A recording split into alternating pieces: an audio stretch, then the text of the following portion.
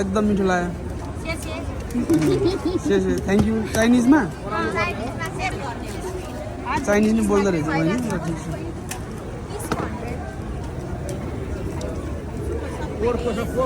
अब पोर्क छ भेज देऊ त उहाँलाई भेज एउटा देऊ ट्राई गऱ्यो अब भेज सक्यो ल भेज बुढलाई भेज बुढले चटनी नै हालिदिनु न प्लिज स्विट पनि पोर्क पाँच कललाई धन्यवाद धन्यवाद उहाँको चिकन ट्राई गर यो गुलियो चटनी अनि यो चाहिँ पिरो पोर्क खाना त राम्रो छ